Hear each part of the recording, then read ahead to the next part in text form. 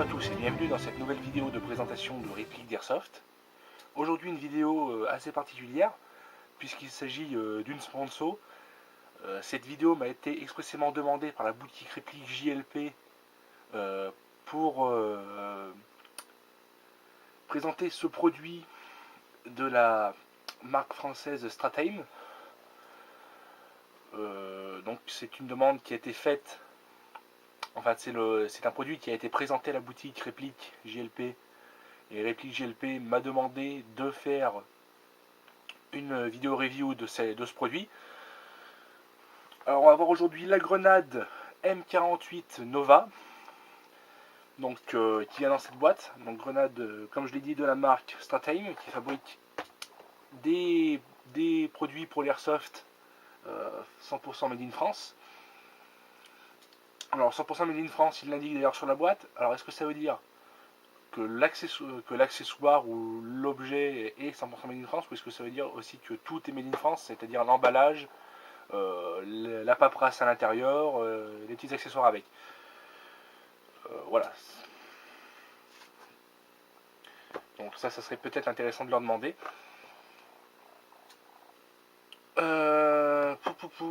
Donc on voit qu'il existe deux modèles de grenades et deux types de détonation. Donc on voit qu'on a ici la Nova 48, donc celle qui est dans la boîte, c'est coché noir, et on a le modèle à impact. Il existe un autre modèle de grenade, la Epsilon, et il existe un autre type de déclencheur qui est un timer. Voilà. Qu'est-ce qu'on a d'autre comme information sur cette boîte?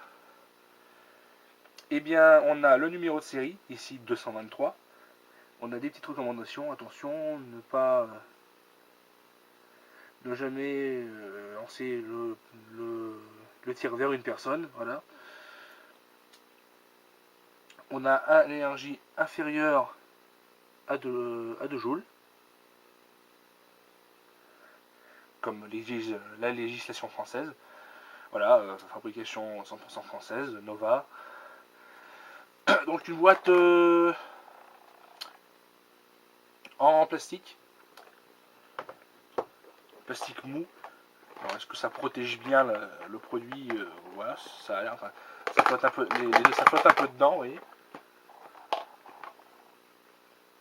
Cette boîte qui s'ouvre en la tournant. En fait, elle est en deux parties. Il suffit de tourner dans un sens ou dans l'autre. Voilà. Et on peut ouvrir ici.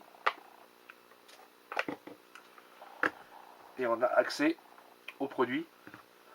Alors qu'est-ce qu'on a là-dedans?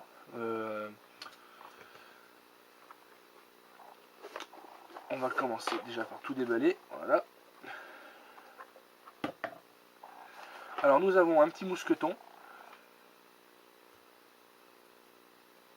Certainement pour accrocher la grenade sur un gilet ou quelque chose comme ça. Excusez-moi. On a un petit flyer explicatif de la mise en œuvre de la grenade.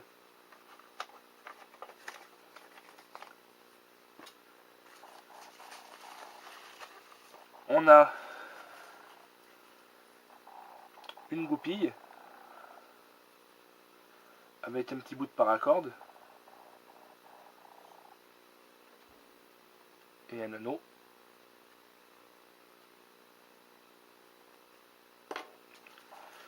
On a une notice, ma foi, relativement complète. Alors ici on a un papier qui explique la mise en œuvre et l'entretien de la grenade. Donc il est recommandé d'utiliser un gaz lubrifié. Il est par contre en revanche absolument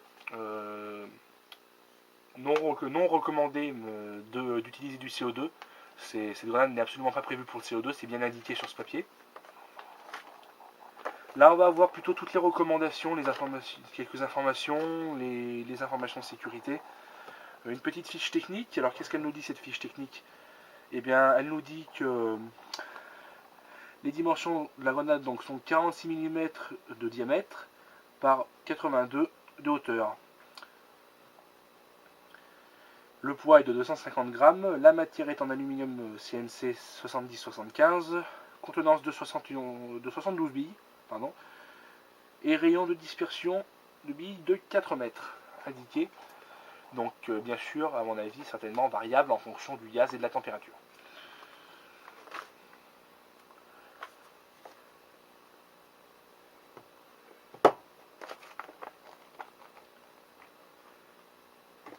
Donc toujours Nova, Made in France. On veut bien nous faire comprendre que c'est un produit français.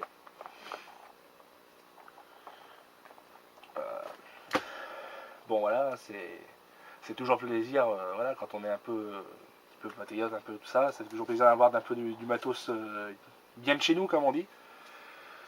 C'est une grenade qui devrait coûter, une soixantaine d'euros, de ce que m'a dit Julien de Réplique GLP. Donc voilà la grenade, donc elle est enroulée dans une espèce de papier bulle. C'est un peu simple comme protection, on va dire. Alors voilà cette grenade. Donc ici on a un sticker avec un numéro. Donc le numéro de série de 233, le même que sur la boîte. Donc oui, on est bien sur de l'aluminium. Alors le manuel préconisé également, j'ai regardé tout à l'heure. Tous les petits joints que vous voyez ici sur le pourtour qui sont faits pour, donc, notamment pour retenir les billes, apparemment nécessitent un rodage. Entre 10 et 15 utilisations pour roder ces joints de façon à avoir une éjection optimale, d'après le manuel. On a deux gros joints ici pour protéger des impacts. Donc la grenade est bien tout en aluminium, hein, comme je viens de le dire. Dans une couleur rouge et grise sympa. Alors par contre, ça peut poser un petit problème, parce que bon, on a des protections là, vous voyez, pour l'impact, les gros caoutchouc. Par contre, si vous utilisez ça sur terrain un peu accidenté, un peu caillasseux, il y a des chances que la grenade elle vienne pas taper tout le temps sur le joint ou quoi, qu'elle vienne taper sur cette partie là, et ça peut à mon avis vite abîmer le métal. Alors ça peut être un inconvénient. Après voilà, ça a l'air quand même très robuste, hein. Mais voilà, il faut voir à l'utilisation. Moi j'aurais quand même un petit peu peur d'abîmer un emplacement de billes ou quelque chose comme ça. D'ailleurs, autre chose, j'en profite pour mentionner que sur le manuel, il y a quelques précautions d'usage qui sont indiquées. Notamment, on recommande de ne pas jeter la grenade plus haut qu'une hauteur d'épaule. Il est recommandé de l'acheter plutôt, de la balancer assez proche du sol, ce qui est un peu bizarre selon moi. Parce que si on passe, s'il faut jeter de la grenade, s'il faut passer pour un joueur de boules à chaque fois qu'on jette la grenade, à être accroupi, c'est pas, voilà. J'espère que c'est qu'une recommandation et pas réellement quelque chose qui va être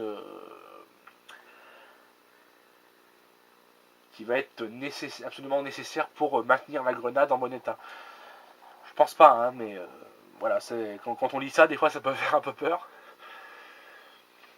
Donc voilà pour ces précautions d'usage. Il est recommandé aussi de pas trop l'acheter fort. Apparemment il y a un système de sécurité qui fait que si on a un lancer trop fort, elle va peut-être pas se déclencher comme il faut. On peut noter ici l'emplacement pour la goupille. Alors je vous explique comment ça marche.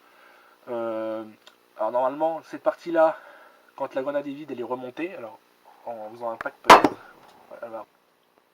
Voilà, donc comme vous pouvez le voir là, ça ressort.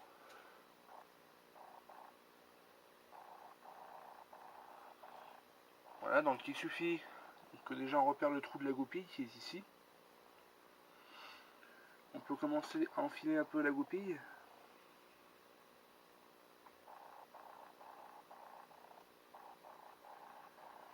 Il suffit ensuite d'appuyer, de reverrouiller cette partie. On va enfoncer la goupille. Alors voilà. Alors le truc c'est de ne pas l'enfoncer à fond pour laisser l'accès à la valve. Ensuite on remplit en gaz.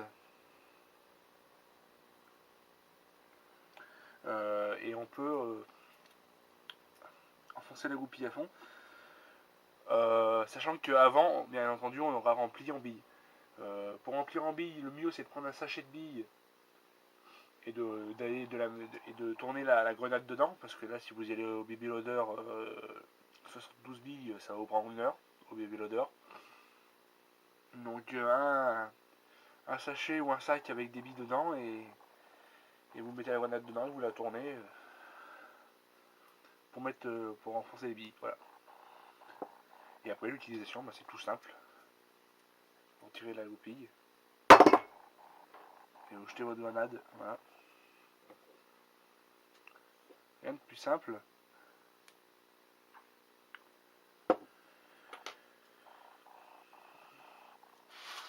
Donc je vous invite tout de suite à passer à quelques essais. Et puis on fera une petite conclusion là-dessus après. Voilà, donc on va faire quelques tests. Je vais procéder à un premier lancer test donc avec des billes. Voilà. Et ensuite je procéderai à d'autres lancers, mais seulement avec du gaz, pour pas trop gaspiller de billes. D'autant que j'ai pas de billes de récupération pour l'instant. Je referai d'autres tests après avec des billes, hein, mais là ça sera juste après pour faire quelques tests de lancer, différentes façons de lancer pour voir comment ça se déclenche. Alors j'ai déjà attaqué tout de suite avec le premier lancer. Alors comme vous pouvez le voir, j'ai mis un peu de moquette par terre, tout simplement parce que comme c'est un objet qui m'a été prêté, j'ai pas trop envie de prendre le risque de l'abîmer. Je vais faire le premier lancer. Donc je vais lancer dans une zone qui fait à peu près 10 mètres de diamètre. Hein. Donc normalement le rayon d'action c'est 4 mètres, donc on va voir un peu, je vais essayer de lancer à peu près à 4 mètres du mur du fond, pour voir un peu si ça tape dedans, enfin, on va voir. Hop.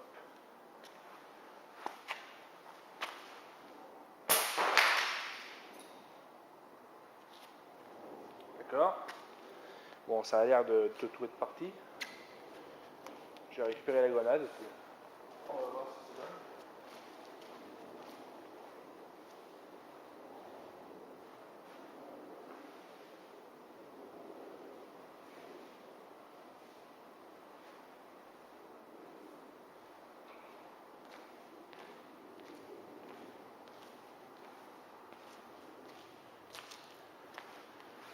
Donc en effet, toutes les billes sont parties. Le dessus est bien remonté. Donc je vais refaire le plein.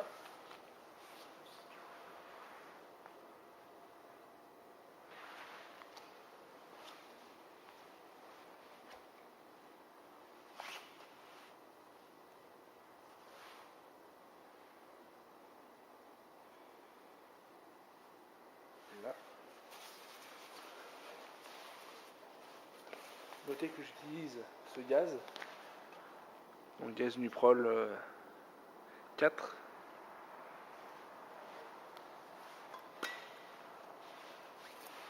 Donc comme je le disais, goupille ne cachant pas la valve.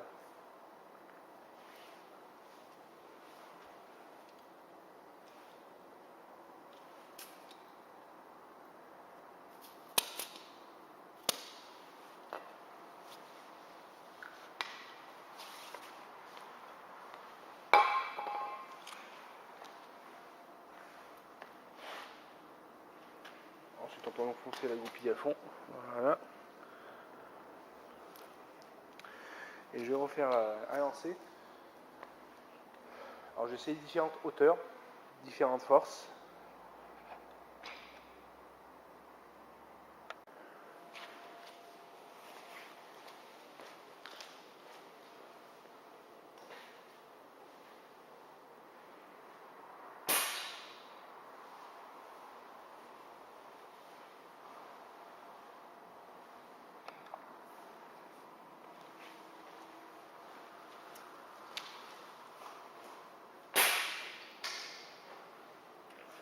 Là, je vais tenter un lancer plus loin. Je vais me mettre à plus de 15 mètres, voir ce que ça donne.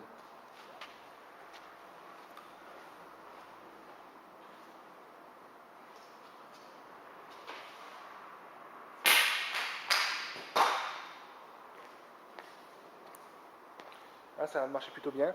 Je vais aller prendre des billes et on va faire des tests avec des billes. Donc, vous voyez, après quelques lancers, j'ai déjà une petite marque ici. Je sais pas si on va bien la voir, voilà.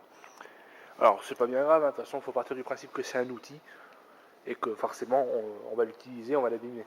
C'est pas une pièce de collection qu'on va garder, genre une belle reproduction de grenades de la Seconde Guerre mondiale qu'on va garder dans une vitrine. C'est vraiment là, c'est vraiment un outil. Ok, donc voici la zone de test. Alors, comme vous pouvez le voir, j'ai disposé des cibles, représentées ici par ces feuilles A4, fixées donc sur ces chaises.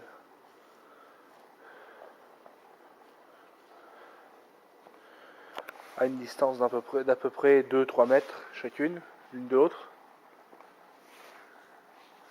J'en ai même une là-haut.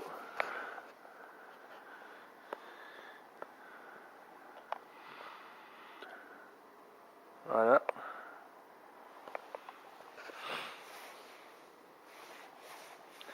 Donc on va faire les premiers tests et puis après voilà, j'ai jeté 2-3 grenades avec des billes.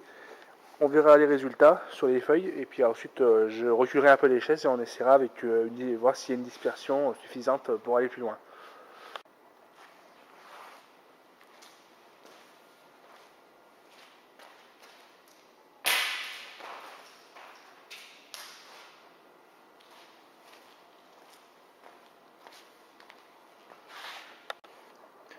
Alors vous voyez là j'ai un petit problème, j'ai 7 billes là qui refusent de sortir. J'ai pris des billes qui traînaient dans un coin, qui n'étaient pas de super qualité. Et en fait après plusieurs tests, enfin je les ai rejetés plusieurs fois pour voir, et puis cette bille là veut toujours pas sortir. Peut-être parce qu'elle a gonflé avec l'humidité ou je sais pas quoi. Donc faites quand même, ça veut dire qu'il faut quand même faire un minimum attention à la qualité des billes qu'on met là-dedans. Bon, ça aurait été bien d'avoir quelque chose d'un peu plus large pour pouvoir se permettre de mettre des billes de récupération justement.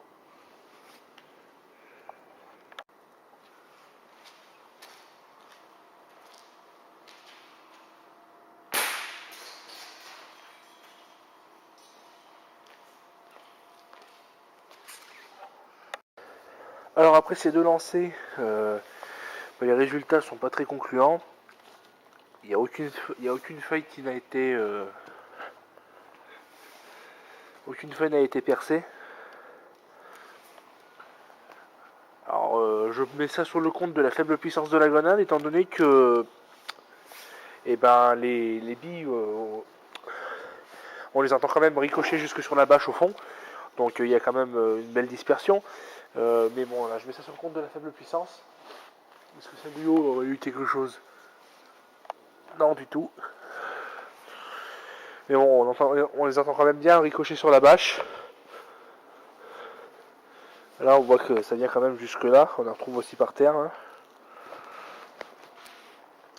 Ce que je vais faire, c'est que je vais faire un essai en me mettant moi-même dans le rayon d'action de la grenade et voir si je suis touché, quoi.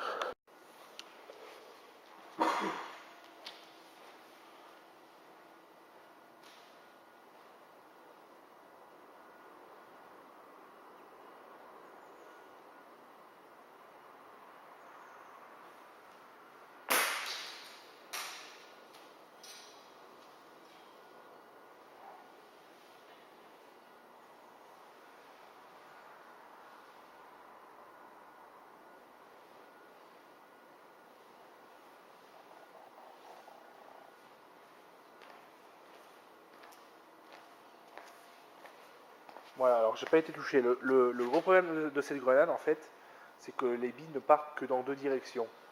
C'est-à-dire que si la grenade tombe comme ceci, et ben si vous vous trouvez dans cet angle-là ou cet angle-là, vous ne serez pas touché. Voilà, c'est vraiment le problème de cette grenade. Après, la dispersion sur les deux autres côtés, elle est bonne. Hein. Ça part vraiment dans tous les sens. Mais voilà, c'est un peu le point faible de cette grenade. Il aurait fallu peut-être éventuellement un système que la grenade soit un peu plus sphérique, pour avoir des billes qui partent un peu en biais comme ceci. Ouais. Ça aurait été peut-être plus efficace. Voilà, donc en conclusion sur cette grenade Nova 48 de chez Stratime. Avant de conclure, je vais juste montrer vite fait qu'on peut démonter la grenade en dévissant les deux parties grises. Voilà la première. Et ensuite on dévisse en bas. Et on a toute la partie mécanisme qui vient comme ceci. Alors je vais pas pousser le démontage plus loin, pour pas risquer d'abîmer une pièce ou quoi. Bon, c'est tout aluminium, hein, tout usiné aluminium, donc c'est très bien.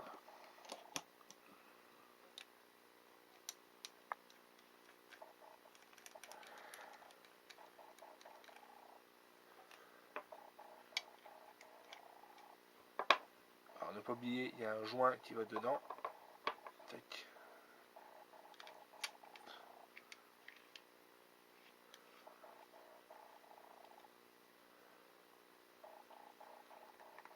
Voilà.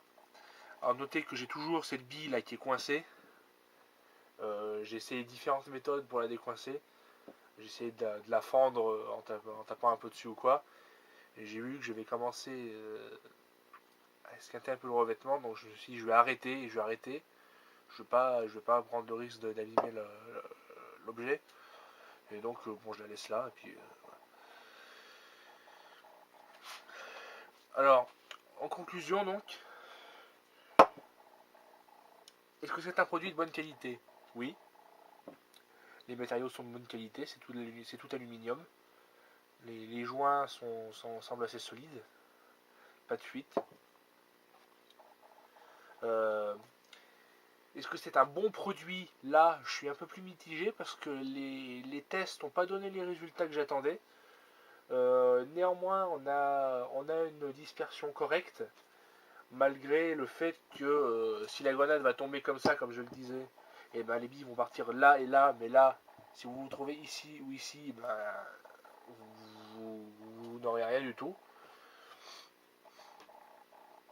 Donc ça peut être un avantage pour les adversaires, j'ai envie de dire, mais pas pour le lanceur. Si elle tombe comme ceci, il y a sûrement plus de chances, mais là, mais là le truc c'est qu'il y aura une dispersion euh, uniquement horizontale au niveau du sol. Donc là aussi, il suffit de sauter au bon moment.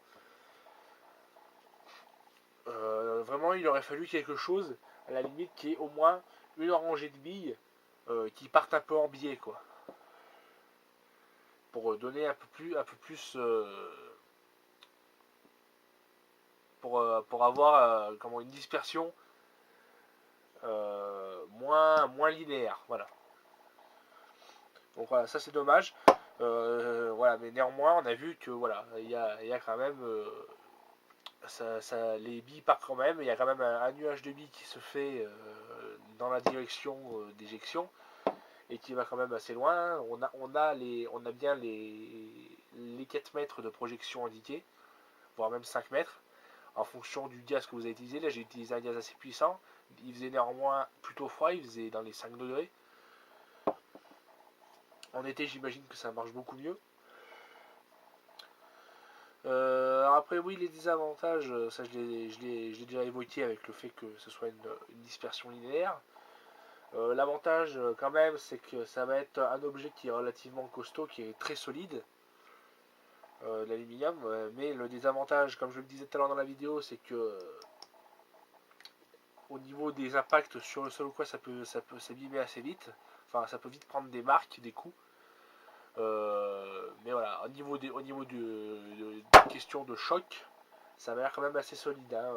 On recommande, la marque recommande de ne pas l'acheter à plus de hauteur d'épaule.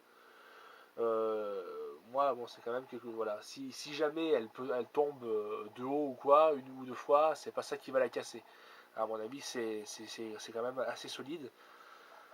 Euh, Après, l'encombrement est aussi assez faible. Ça rentre facilement dans une, peut-être dans certaines mêmes poches chargeurs, ça rentre. Voilà, ça va être facilement plaçable sur un gilet. C'est bon, un simple cylindre, hein, donc voilà, niveau encombrement, c'est pas mal. Qu'est-ce que je pourrais dire d'autre aussi dessus? euh, L'entretien, rien de plus simple, hein, vous mettez du gaz bien siliconé dedans, genre du Walter, et puis bon, vous faites 2-3 lancers à vide. Je recommande quand même, parce que vous avez vu là, donc la bille qui se coince et tout, moi je recommande peut-être éventuellement de mettre peut-être un petit peu de silicone dans les alvéoles de temps en temps. Ça mange pas de pain. Je sais pas si ça peut servir à grand chose, mais bon, ça mange pas de pain d'essayer ou de le faire ou quoi. Euh, donc évidemment, je rappelle pas de CO2 là-dedans, c'est fait pour du gaz. Donc voilà. Voilà pour cette grenade. Euh, donc pour moi, le tarif reste quand même correct pour un outil. Ça va surtout s'adresser aux joueurs CQB. Ça en forêt, à mon avis, c'est beaucoup moins intéressant. Du fait de la dispersion linéaire et du fait que voilà, c'est la forêt quand vous allez l'acheter et puis après vous allez la chercher pendant 2 heures. Donc c'est surtout adapté au CQB. Donc comme je le disais, une soixantaine d'euros, c'est pas excessif. Bon, non, c'est pas excessif. Est-ce que c'est un produit que moi j'achèterais personnellement? Non, parce que enfin, ne pratiquant que très peu l'airsoft en partie et pardon, et ne pratiquement jamais en CQB, c'est pas un produit qui va convenir à mon style de jeu. C'est pas un produit que je vais utiliser. C'est rigolo à utiliser, mais bon, ça va 5 minutes, vous l'achetez 2-3 fois, puis bon, après, voilà, c'est... Ah oui, alors ça aussi, un point peut-être un peu négatif, c'est que c'est un peu embêtant à remplir. Si on n'a pas trop mis de technique, c'est un peu embêtant ou un peu long à remplir. Mais bon, ça c'est qu'un détail. Voilà, ça reste néanmoins un produit quand même qui reste un minimum intéressant. Pour certains types de joueurs. Voilà.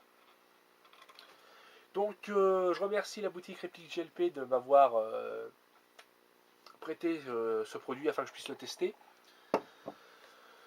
Je remercie également la société Stratane qui a gentiment fourni ce produit à Réplique afin que je puisse le tester. Donc si vous avez aimé cette vidéo, comme d'habitude, n'hésitez pas à mettre un petit pouce bleu, à vous abonner également pour voir les autres vidéos à venir et les vidéos déjà passées. Et quant à moi, je vous dis à la prochaine vidéo. Salut!